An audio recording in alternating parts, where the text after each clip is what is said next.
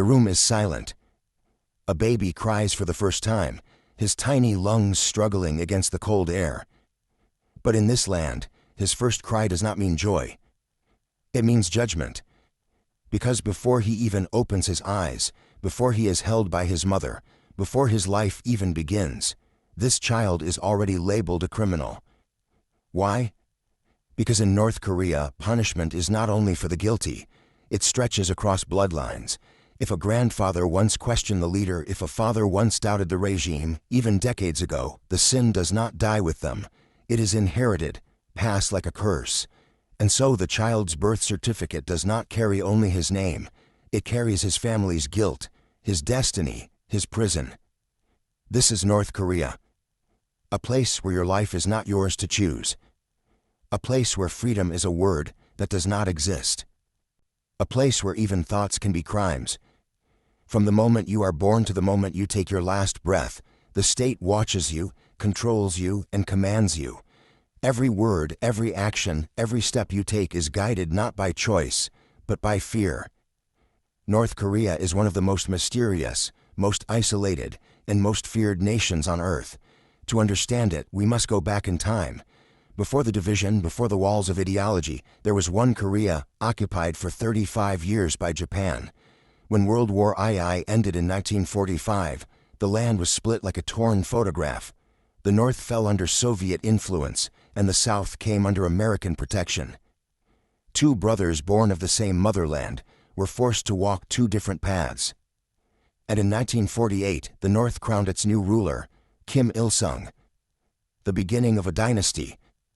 The beginning of a kingdom, disguised as a republic. They called it the Democratic People's Republic of Korea. But there was never democracy. Only dictatorship. Kim Il-sung ruled not as a leader, but as a god. His face, his speeches, his words became law. After him came his son, Kim Jong-il, and after him, his grandson, Kim Jong-un. 3 generations of one family have ruled over an entire nation with an iron fist. And to protect their throne, they built a system unlike any other on Earth. A system of fear, a system of surveillance, a system where loyalty is forced, not earned. Imagine walking into a voting booth. You are told today is election day. You think of freedom of choice.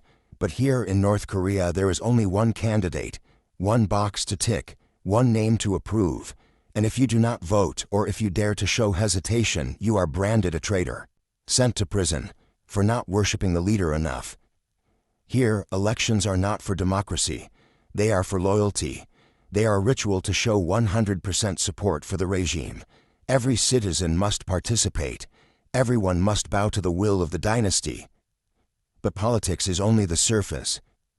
The real control lies in daily life. Turn on a television. What do you see? In most countries, hundreds of channels. News, movies, music, sports. But in North Korea, there is only one channel. Government-run. State-controlled. You cannot switch. You cannot change. Every broadcast is a sermon praising the leader, condemning enemies, rewriting history. Try to tune into a foreign signal, and you risk prison. Try to watch a South Korean drama, a Hollywood film, or even listen to foreign music, and you are accused of poisoning your mind with enemy culture. Caught doing so, you may be dragged to a labor camp. Some are never seen again. Even the radio and newspapers belong to the state. There is no private media, no freedom of press, no room for dissent. The only story allowed to exist is the story the regime writes for you. And it goes deeper. Even your hair is not yours. The government decides which hairstyles are acceptable. They publish official charts with approved looks. Men can only cut their hair in a handful of ways. Women are told what styles are proper. Dyeing your hair, illegal. Wearing jeans, a crime because jeans represent Western influence. Even flashy clothes, makeup, or bright colors are banned. The state wants no individuality, no expression, only conformity. Even food can be controlled. Popular American snacks like hot dogs, banned. Famous South Korean dishes, forbidden. Because in North Korea, even a taste of foreign culture is considered dangerous. Travel too is chained. Want to go to another city? You need government permission. Without a travel permit, moving even a few kilometers is illegal. Only the elite, close to the leadership, can travel freely, sometimes even abroad, though passports are reserved for officials and loyalists. Ordinary citizens, they will never step outside.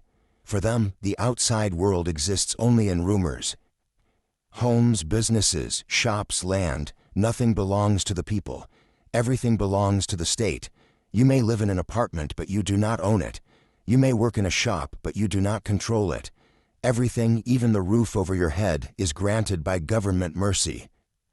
Religion, too, is outlawed. Churches do exist, but they are empty shells, props for foreign visitors to give the illusion of freedom. Pray, and you risk being reported. Believe in anything other than the Kim family, and you will vanish into the camps. And if you ever dare to raise your voice against the leader, it is not only you who will pay. Your children will pay. Your grandchildren will pay. This is called the 3 generations of punishment. One man's disobedience means his entire bloodline is cursed. A grandson can be born decades later and still inherit the sins of his grandfather. Innocence does not protect you. Blood betrays you. North Korea has eyes everywhere. Every neighborhood, every block, every apartment complex has secret informants. Your neighbors can be spies. Your friends might be listening. Even your family may be forced to report you. A careless word, a private complaint, a thought spoken out loud, all can be used against you. Because here, even thinking is dangerous. If someone suspects that you have thought against the regime, you can be arrested. Imagine being punished not for actions, not for words, but for thoughts. Here, imagination itself is a crime. Every week, citizens are forced into self-criticism sessions. Imagine standing in front of your classmates, your colleagues, your neighbors, and confessing sins that are not even crimes. I did not praise the leader enough. I admired something from another country. I thought selfish thoughts. After confessing, others will criticize you, humiliate you, condemn you. This is not optional. It is mandatory. Even children are forced to accuse their parents, parents to accuse their children. Loyalty must be displayed, even at the cost of love. And all of this builds toward one thing: worship of the Kim family. Every home is required to hang portraits of Kim Il-sung and Kim Jong-il. Not just hang them, polish them daily. Inspectors come to check if the portraits are clean. Failing to clean them properly, that too is treason. When Kim Il-sung or Kim Jong-il died, the entire nation was required to cry. Not pretend, but truly weep. Cameras watched the crowds. Soldiers observed the streets. If anyone showed less grief, if anyone's tears were not convincing, they were punished. Because in North Korea, even your emotions belong to the leader. Education is not for knowledge, it is for indoctrination. From the youngest age, children memorize speeches by the Kims. They learn not mathematics, not science, but obedience. They learn to hate the United States, to despise South Korea, to reject the outside world. Their textbooks do not tell them truth. They tell them myths of their leader's greatness, of victories that never happened, of enemies lurking everywhere. And so the cycle continues. From birth to death, the mind of a North Korean is shaped by the state. Even the calendar itself is different. While the world marks years from the birth of Christ, North Korea counts from the birth of Kim Il-sung. His birth year, 1912, is year 1. In their calendar, today is not 2025, it is year 113. Time itself has been rewritten to glorify the dynasty. Life here is not just controlled, it is militarized. At 17, every citizen, male or female, must serve at least 10 years in the army, a decade of youth given to the state, not optional, not negotiable, mandatory. Electricity, water, gas, rationed by the state. Families live in darkness for hours each day. Food shortages are common. Starvation has killed millions. And yet the government pours resources into weapons, into nuclear programs, into displays of military power. Tourists, the few who are allowed in, see only what the state wants them to see. Guided everywhere, never left alone, watched constantly. No wandering, no talking to locals, no free photography. North Korea is a stage, and foreigners see only the scenes carefully prepared for them. The truth remains hidden, buried in silence and fear. Even technology is chained. Computers exist, but only with the state's closed internet, not the global internet. USB drives, phones, memory cards, all are searched.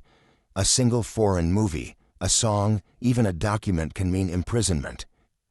And then there is the system of songbun, a caste system unlike anywhere else. Your place in society is determined the moment you are born, based on your family's history. There are 3 classes. The core families of revolutionaries, loyal to Kim Il-sung, rewarded with power, jobs, and privilege. The wavering, ordinary workers, farmers, the middle class, neither trusted fully nor punished harshly.